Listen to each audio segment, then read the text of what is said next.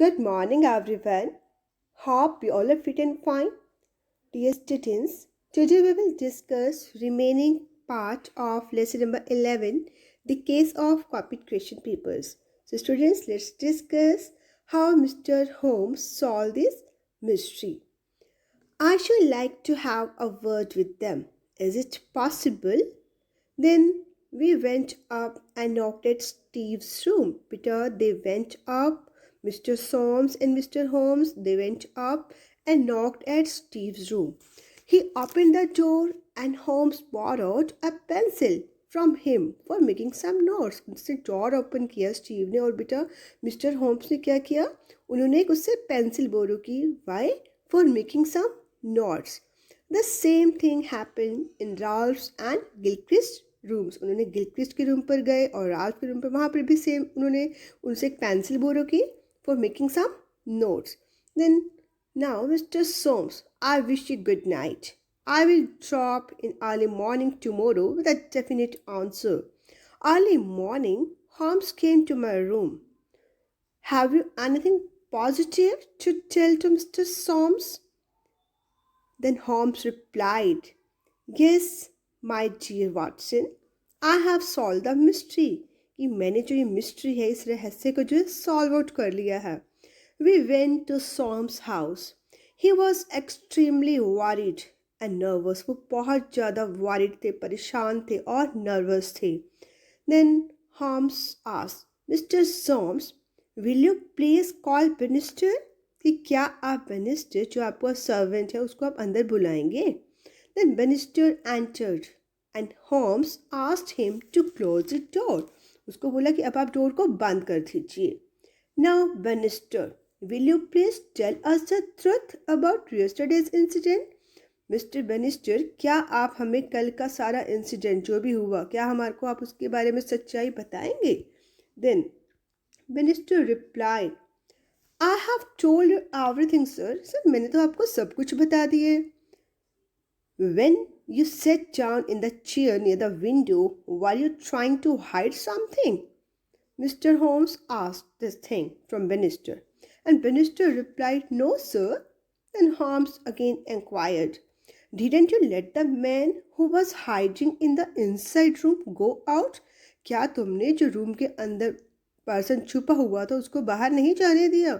Bannister replied, There was no man, sir. Sir यहाँ पर तो कोई भी नहीं था. Mr. Soames, kindly call Gilchrist. Please Gilchrist को बुलाइए. Gilchrist was cold and he glanced at each of us. Gilchrist को बुलाया गया और उसने जो है इनको देखना स्टार्ट कर दिया. Now, Mr. Gilchrist, we want to know, why did you commit such an action? Mr. Gilchrist, हम आपसे ये जानना चाहते हैं कि आपने एक्शन क्यों किया, आपने ऐसा वर्क क्यों किया. कौन सा इंसिडेंट था बेटा? कि उनके स्कॉलरशिप पेपर्स जो है उनको कॉपी कर लिया था. और वो किसने कॉपी किया था students?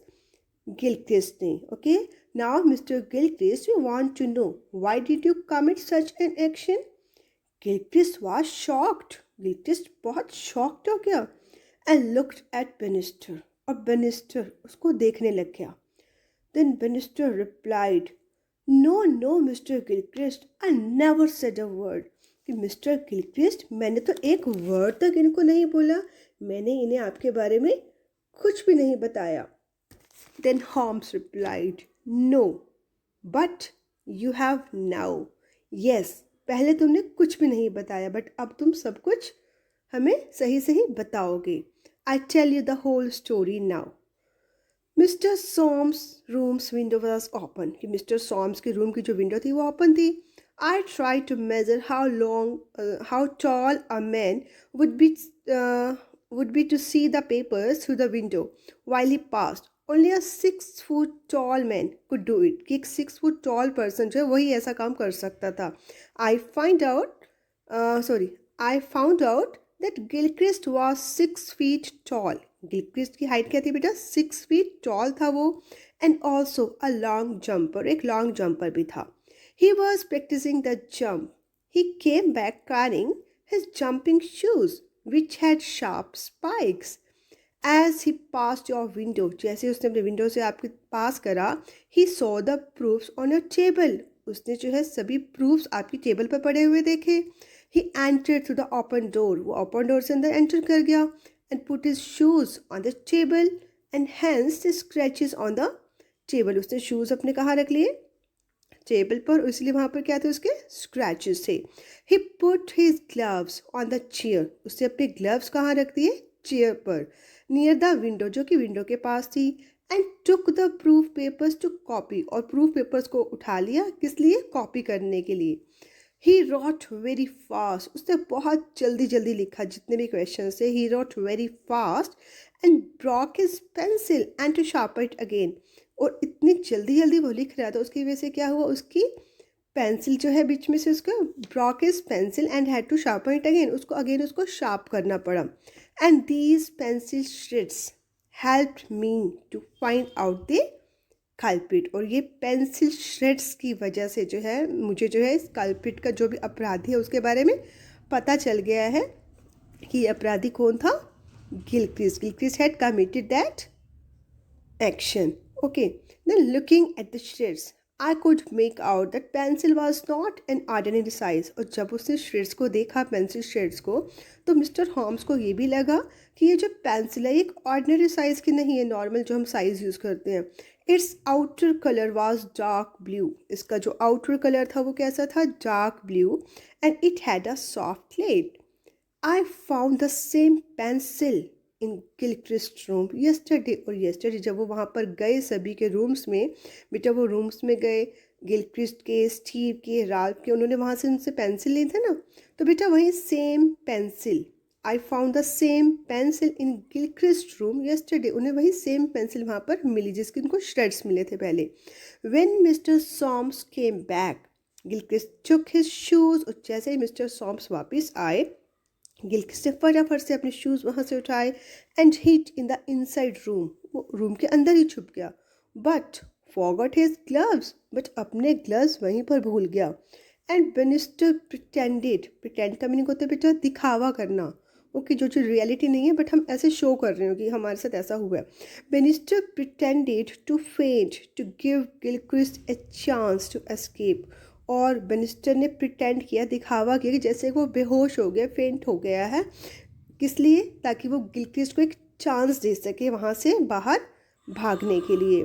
He sat down at the corner chair पर बैठ गया टू हाइड गिलक्रिस्ट ग्लव्स, ताकि वो गिलक्रिस्ट के ग्लव्स को जो है छुपा सके। Mister Watson asked Mister Bannister, why did you help Gilchrist, आपने गिलक्रिस्ट की हेल्प क्यों की थी?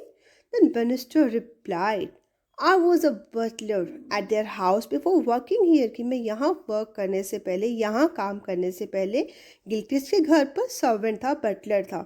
And when I saw the gloves, जब मैंने उसके ग्लव्स देखे, I recognise these as Gilchrist, तो मुझे पहचान आई कि गिलक्रिस्ट के ग्लव्स हैं। And wanted to save him, और मैं उसको बचाना चाहता था। Is that right Gilchrist, Gilchrist क्या ये सही बोल रहे हैं? Then Gilchrist replied, Yes, sir. I have a letter with me. But मेरे पास एक letter है, sir. In this, I have written that I would not take the examination. और इस letter में मैंने क्या लिखा है कि मैं examination में participate नहीं करूँगा, मैं exam नहीं दूँगा। Soms was very pleased to hear that. वो बहुत खुश हुए ये सुनकर। But Holmes again inquired, Why did you change your mind? आपने अपना माइंड कैसे चेंज कर लिया, जब आपने पहले तो सभी प्रूफ्स को कॉपी किया ताकि आपको इजीली जो है मार्क्स अच्छे मिल जाए, बट अब जो है आपने माइंड चेंज कर लिया। Why? When Gilchrist replied, there is the man who set me on the right path, Gilchrist pointed to Bannister, Gilchrist जो है बेनिस्टर की तरफ पॉइंटेड करते हुए, बेनिस्टर की तरफ हाथ करते हुए, बेटा वो क्या बोल रहा था कि देयर इज़ द मैन, कि यहाँ पे एक ऐसा पर्सन है जिससे मुझे सही रास्ता दिखाया है, who set me on the right path, और वो पर्सन कौन है बेटा? Bannister. He spoke to me as a father, उसने मुझे फादर की तरह समझाया है बेनिस्टर ने। And made me understand what I did was wrong, और उन्होंने मुझे बहुत अच्छे से ये चीज़ समझाई है कि जो भी मैंने वर्क किया है प्रूफ्स को कॉपी करने का, वो सब बहुत गलत था, जो भी मैंने किया वो बहुत गलत था, रॉन्ग था। सो I changed my mind. इसलिए मैंने अपना mind change कर लिया है and decided not to take the paper. और मैंने ये decide किया है कि मैं paper नहीं दूंगा. Then Holmes replied, "You are a young man with bright future. You are such a young man और आपका future बहुत bright होगा. For once you have fallen low. Let us see in the future how high you can rise." So, in this way, students, the case was solved and Mr. Soames thanked Mr. Holmes for his help. So, students, never try to hide your mistake. बेटा आपसे कोई भी कभी भी mistake हो जाती है तो आपको उसको छुपाना नहीं है, okay? Never try to hide your mistake and students remember always confess it boldly. बेटा कभी भी आपसे कोई भी मिस्टेक हो जाती है तो बेटा उसको बोल्डली कन्फेस कर लीजिए. अपनी गलती हमेशा एक्सेप्ट कर लीजिए, like Gilchrist, as Gilchrist did in this chapter. Now students, I hope that all of you have understood this chapter well. Let's discuss part C. Read the play and fill in the following clue sheet to help Holmes solve the mystery and find out the culprit. Yes students, the main characters of this play are first one students detective Mr. Holmes, then companion Watson, who was lecturer students Mr. Soames, and the servant was Bannister. Now students, write down the name of students Gilchrist, Steve and Ralph. And students, what was the case actually? Someone had copied the proofs of scholarship paper. Okay, someone had copied the proofs of scholarship paper. And then students, the suspect or suspects, किस किस के ऊपर बेटा doubt किया? First students, Steve के ऊपर. Why बेटा? Because he was the only person who had seen Mr. Soames reading the question papers. Then students, किसके ऊपर डाउट हुआ?